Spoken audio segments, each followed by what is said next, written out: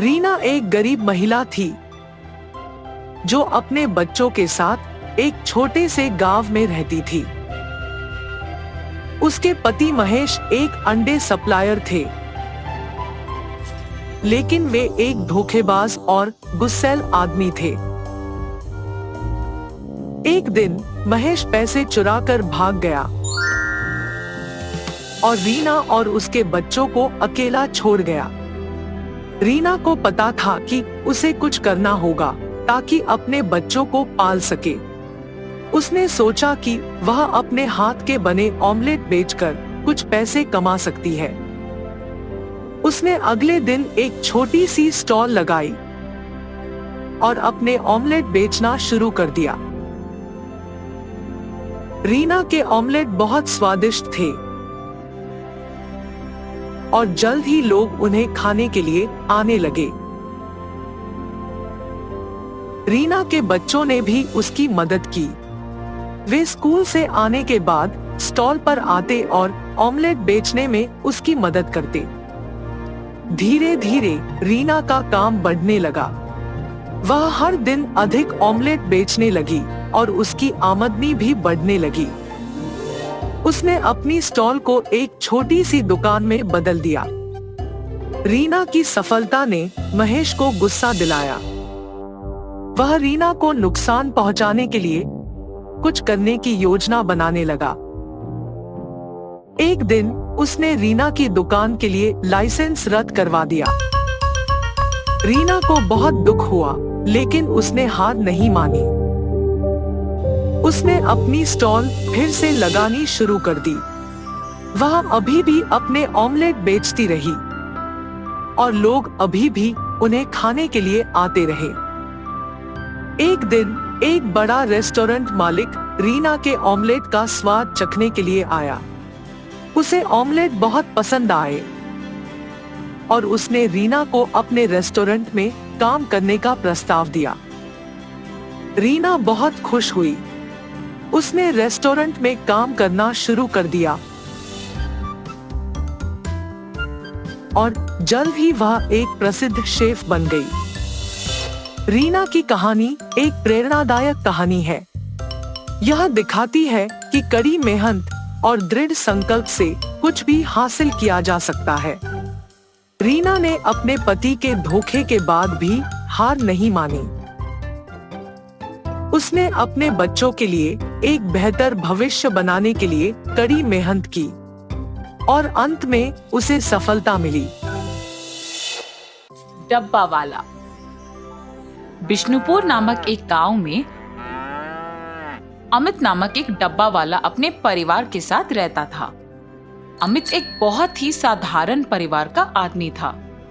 उसकी पत्नी हिमा सिलाई करके थोड़े बहुत पैसे जमा करती थी और उनके बेटा अमर पढ़ाई करता था।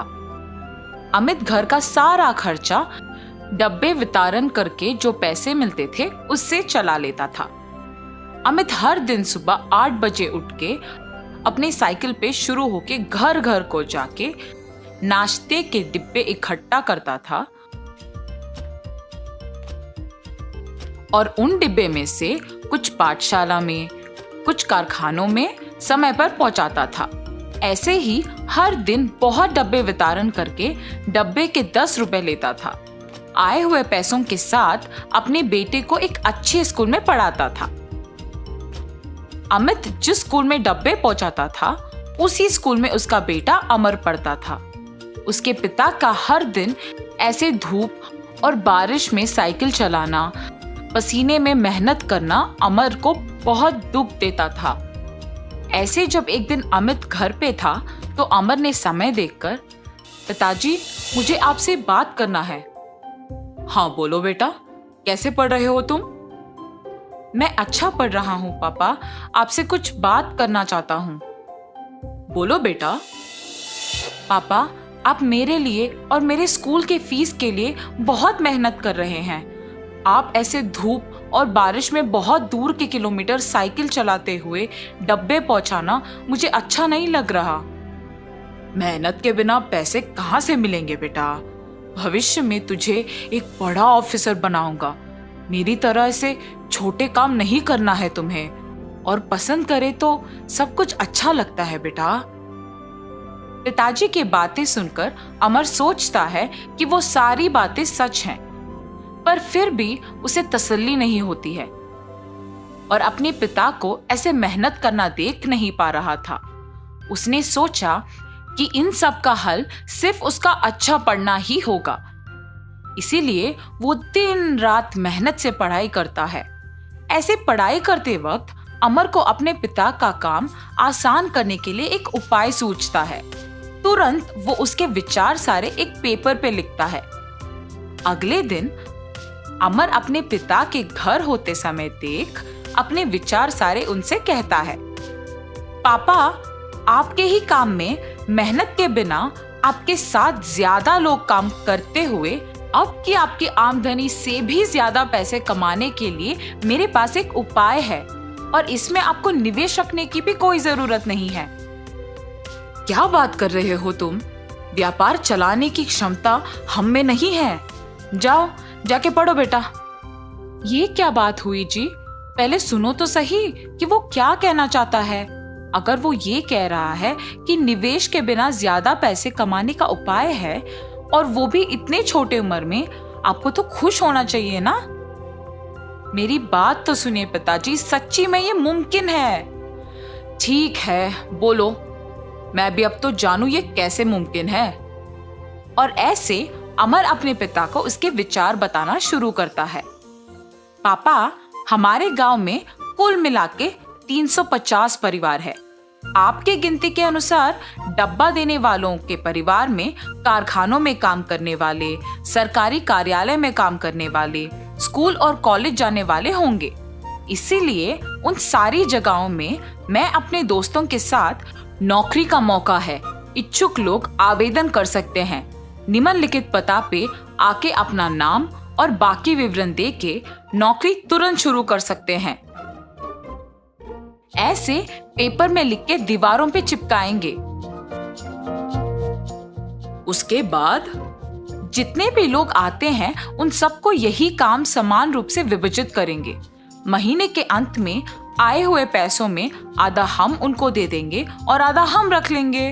ठीक है, तुम्हारे गिनती तो मुझे समझ नहीं आ रहे, पर इसे हम ईमानदारी से कोशिश करेंगे। पढ़ाई का ज्ञान तुम्हारा है बेटा, और जिम्मेदारी का डर है मेरा। मैं ये नहीं कह रहा हूँ कि तुम्हारा सोच गलत है। तुम जाके तुम्हारे दोस्तों के साथ दीवारों पे नौकरी का अवसर के पेपर चिपकाओ, उसके बाद हम देखते हैं कि क्या करना है। ऐसे कहकर अमित वहां से चला जाता है। अपने पिता का दिया हुआ अवसर देख अमर अपने दोस्तों के साथ स्कूल,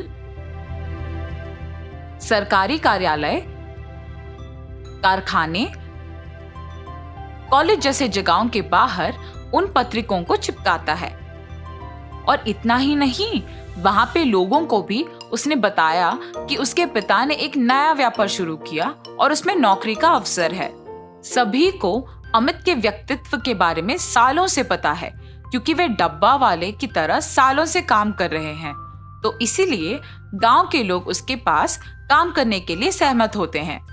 नौकरी के बारे में विज्ञापन करने के कुछ ही दिनों में 60 लोग अमित के घर नौकरी के लिए आते हैं। आए हुए 60 लोगों को 5 अलग अलग भाग के जगहों के लिए विभाजन करते हैं।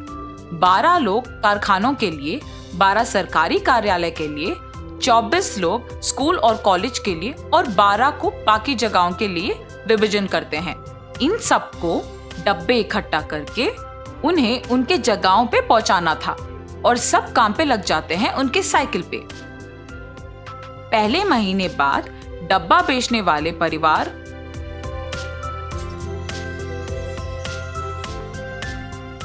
उनको उनके महीने का पैसा 600 दे देते हैं।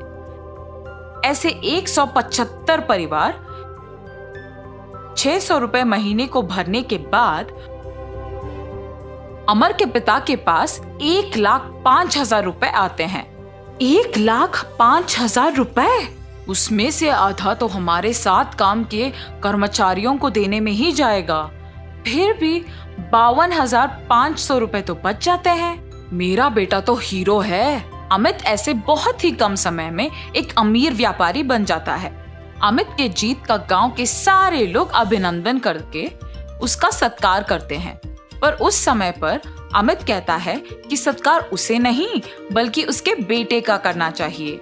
इस जीत के पीछे मैं नहीं बल्कि मेरा बेटा है। 16 साल के मेरे बेटे से मेरी मेहनत और पसीना देखा नहीं जा रहा था और उसने तब इस व्यापार के बारे में सोचा। मेरे पास आके उसने इस उपाय के बारे में कहा। पढ़ा लिखा ना होने के कारण मुझे तो ये सब समझ में नहीं आया, पर उसने हार नहीं मानी और मुझे इस व्यापार के बारे में सब कुछ समझाया, नौकरी के अवसर के बारे में सबको बताया और मुझे यहाँ तक ले आया। मेरा बेटा ही असली हीरो है। ऐसे कहकर अमर का सत्कार करता है अमित। तो इस कहानी का नैतिक अच्छे विचार सोचने के लिए उम्र की कोई जरूरत नहीं होती है। अगर अपने मन में कुछ ठान ले और खुशी करे तो सफलता जरूर मिलेगी। नंदेश्वर नामक एक गांव में रहता था एक आदमी किशन नामक। किशन सब्जी बेचकर अपनी रोजी रोटी कमाता था।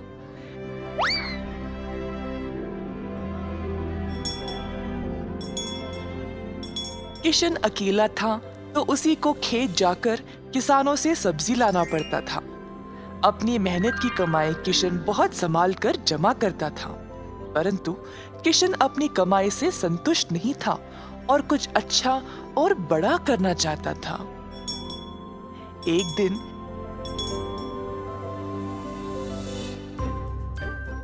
किशन सब्जी बेच रहा था जब एक बूढ़ी महिला अपने सिर पर सब्जी की टोकरी लिए जा रही थी। सब्जी ले लो, सब्जी ले लो। किशन उस बूढ़ी औरत को देखकर हैरान रह गया। ये महिला इतनी उम्र में सब्जी बेच रही है। किशन के सब्जी बेचने से पहले ही बूढ़ी महिला ने घर घर जाकर सब बेच दिया। जब तक किशन पहुंचा, किसी को भी और सब्जी की जरूरत नहीं थी। किशन को बुरा लगा तो उसने सोचा कि वह कल के दिन जल्दी आएगा और कुछ ना कुछ बेचेगा।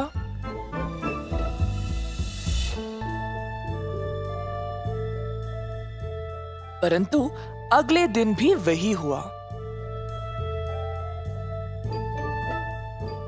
कुछ दिन बीत गए और किशन जानना चाहता था कि यह बूढ़ी महिला इतनी जल्दी सब्जी कैसे बेच रही थी, तो वह उसका पीछा करने लगा। बूढ़ी महिला को पता चल गया और फिर उसने मुड़कर किशन से पूछा, बेटा तुम मेरा पीछा क्यों कर रहे हो? क्या जानना चाहते हो? आओ पूछो मुझे माफ करिएगा, पर मैं हैरान हूँ ये देखकर कि आप सब्जी हर रोज इतना जल्दी जल्दी कैसे बेच रही है। कुछ दिनों से मैं कुछ भी नहीं बेच पाया और मुझे पता नहीं मैं क्या करूं। मैं तो कई सालों से सब्जी बेच रही हूँ बेटा, और मैं इस काम से कभी नहीं थकती हूँ। तो बेटा तुम रोज क्या करते हो? मैं किसानों के पास से सब्जी लेता हूँ और फिर गांव में आकर बेचता हूँ। जो भी कमाई है उससे अपना गुजारा करता हूँ। अब आपकी वजह से कई दिनों से मैंने कुछ भी नहीं कमाया। किसानों से सब्जी क्यों लेते हो? खुद की सब्जी क्यों नहीं उगाते? मुझे मदद के लिए कोई नहीं है। मैं एक छोटी सी झोंपड़ी में रहता हूँ और मेरे पास कोई जमीन भी नहीं है खेती बाड़ी करने के लिए। तुम्हें कोई बड़ी जमीन की जरूरत नहीं है। अपने घर के इर्द गिर्द जितनी भी जगह है उसमें ही तुम सब्जी उगाना शुरू करो। मुझे ये बोलने के लिए बहुत शुक्रिया अम्मा। अब केवल उगाना ही नहीं, अच्छे उर्वरक का उपयोग भी करना, तब तुम्हारी फसल अच्छी होगी। किसान सीधा घर गया और अपने घर के चारों ओर बीज बोने लगा। उसने थोड़ी सी भी जगह जाया होने नहीं दी। उसने जड़ खाने वाले सब्जियां, झाड़ियां, लताओं को बोया। कुछ हफ्तों बाद उसके सब्जियां अच्छे से उगने लगी। किशन ने उनको उखाड़ा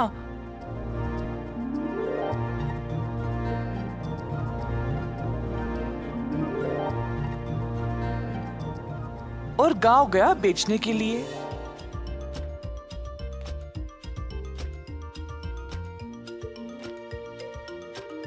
दिन पे दिन किशन को और सब्जी उगने लगी। वह अच्छा पैसा कमाने लगा और सब कुछ जमा करके उसने अपने लिए खेती करने एक जमीन का टुकड़ा खरीदा। किशन अब खेती बाड़ी करने लगा और उसकी फसल अच्छी खासी निकलने लगी। जल्द उसने एक सब्जी की दुकान खोल ली, कई तरह के सब्जियों के साथ। गांव के सारे लोगों को किशन की सब्जियां अच्छी लगने लगी और उसी के पास आने लगे सब्जी खरीदने। किशन ने अब नौकर चाकरों को भी काम पे लगाया और अपनी दुकान को और बड़ा कर दिया। 1 साल के अंदर ग्राम प्रधान ने देखा कि कैसे किशन ने मेहनत करके अपने आप को खड़ा किया है। उनको किशन बहुत पसंद आया और अपनी बेटी का हाथ किशन को विवाह में दे दिया। किशन के पास अब एक सफल कारोबार, एक सुंदर परिवार और एक अच्छा जीवन था। अतः थोड़ी सी बुद्धि और मेहनत से उसका सपना पूरा हो गया। एक बार की बात है, रामू नाम का एक लड़का रहता था। वह अपनी दादी के साथ रहता था। क्योंकि रामू के पास उसके माता पिता नहीं थे, इसलिए उसकी दादी ने उसे बहुत लाड प्यार दिया। रामू को अपनी दादी के साथ समय बिताना बहुत पसंद था। रामू हर दिन स्कूल जाता था, घर लौटता था और अपनी दादी की कहानियां सुनता था। जल्दी ही उसने अपनी 7वीं कक्षा पास की। आगे की पढ़ाई के लिए उनके गांव में कोई स्कूल नहीं था, इसलिए रामू घर पर वापस आ गया और अपनी दादी की दैनिक कामों में मदद करने लगा। जब वह घर के कामों में मदद कर रहा था, तब उसने अपनी दादी की मदद से चाय बनाना सीखा। रामू बहुत कुशल था और वह जो चाय बनाता था वह स्वाद में बहुत लजीज थी। हर बार जब वह अपनी चाय का स्वाद लेती थी तो उसकी दादी उसकी तारीफ करती थी। रामू हमेशा मेहमानों और अपने दोस्तों को चाय परोसता था।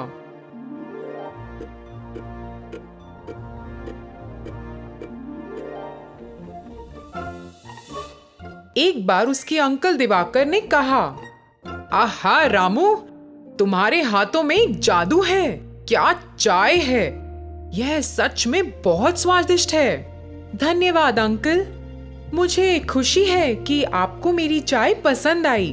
मेरी चाय का स्वाद चखने वाले सभी लोगों ने मेरी बहुत तारीफ की है। रामू, तुम बाजार में हमारे गांव के लोगों के लिए अपनी चाय क्यों नहीं बेचते?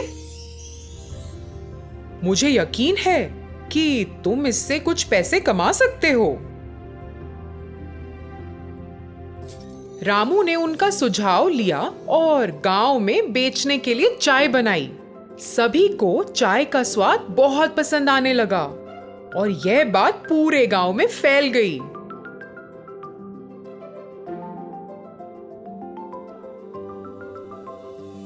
आहा, वाह, क्या चाय है! ग्राम प्रधान ने रामू के इस हुनर के बारे में सुना और उन्होंने रामू को मिलने के लिए कहा। रामू, तुम्हारे हाथों में एक जादू है। तुम्हारी चाय कमाल की है। जी शुक्रिया। मुझे बहुत खुशी है कि आपको मेरी चाय पसंद आई। रामू, अपने भविष्य के बारे में सोचो। अब तुम बच्चे नहीं हो। अब जब तुमने चाय बनाने में महारत हासिल कर ली है, तो तुम शहर में अपनी चाय बनाने क्यों नहीं जाते? शहर के लोगों को भी अपनी चाय का स्वाद लेने दो और मुझे यकीन है कि शहर के लोग तुम्हारी चाय को बहुत पसंद करेंगे और तुम इससे अच्छा पैसा कमा सकते हो। रामू ने प्रधान के शब्दों के बारे में सोचा और उसे लगा कि यह करना सही है। मैं आपसे सहमत हूँ। आप पूरी तरह ठीक हो, लेकिन मुझे नहीं लगता कि मैं तुरंत शहर जा सकता हूँ। अरे रामू बेटा, तुम इसकी चिंता ना करो, मैं अभी के लिए खर्चा संभाल लूंगा। पैसे ले लो और तुरंत शहर जाओ। रामू गांव के मुखिया से सहमत हो गया, अपने पैसे लेकर शहर चला गया।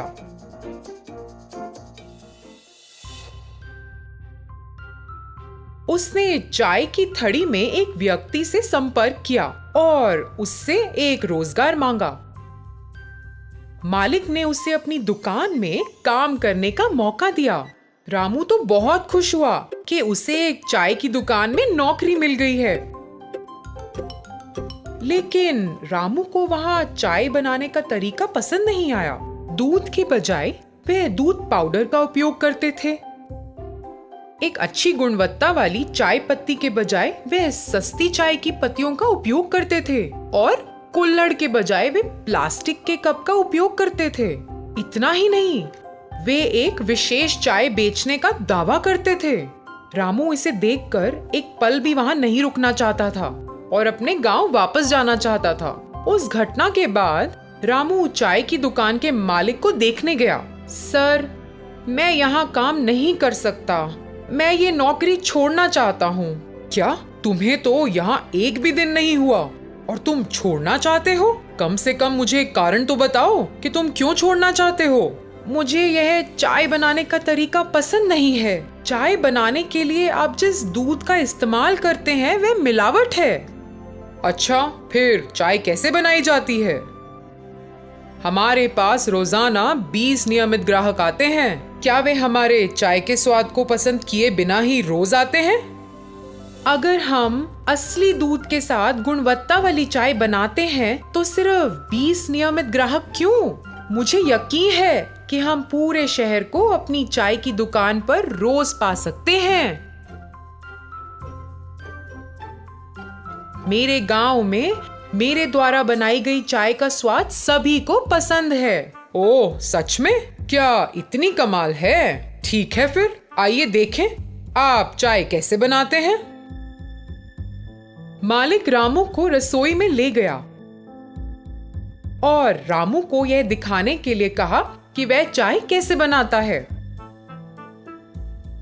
फिर रामू ने चाय बनाने की प्रक्रिया शुरू की। उसने शुद्ध दूध, अच्छी गुणवत्ता वाली चाय की पत्ती, शुद्ध चीनी और प्लास्टिक के कप की बजाय मिट्टी के बने कुल्हड़ का इस्तेमाल किया, जिसने चाय को शानदार स्वाद दिया। चाय बनाने की पूरी प्रक्रिया देखने में शानदार थी। मालिक और अन्य लोग जो इस प्रक्रिया को देख रहे थे वे हैरान थे और रामू की चाय बनाने की प्रक्रिया को देखते रहे। उसने चाय तैयार की और वहां के लोगों को परोसा। अरे वाह रामू, मैं तुम्हें गलत समझता रहा। मुझे सही में स्वाद बहुत पसंद आया। वास्तव में प्रक्रिया बहुत बढ़िया है। अब से हम तुम्हारे नुस्खे के अनुसार चाय बनाएंगे। हम अब पुराने नुस्खे का उपयोग नहीं करेंगे। तब से मालिक ने चाय बनाने के लिए रामू के तरीके का इस्तेमाल किया। लोग चाय की दुकान पर रोज जाने लगे। चाय का स्वाद लेने के लिए अपनी बारी का इंतजार करते थे और दुकान में खड़े होने की भी जगह नहीं थी। पहले से भी अधिक मुनाफा किया। रामू को एक अच्छा नाम मिला, उसके कौशल को पहचाना गया और लोगों ने उसके हाथों में जादू और उसकी चाय के दिव्य स्वाद के लिए उसकी सराहना की। रामू को शहर में एक अच्छा नाम मिला और वह अपने गांव लौट आया। उसकी दादी को उस पर बहुत गर्व था और वे दोनों गांव के मुखिया को देखने गए और उनका आशीर्वाद लेने गए। रामू ने मुखिया से लिया पैसा वापस कर दिया। मुखिया को रामू पर बहुत गर्व था और उसकी कड़ी मेहनत के लिए उसकी सराहना की।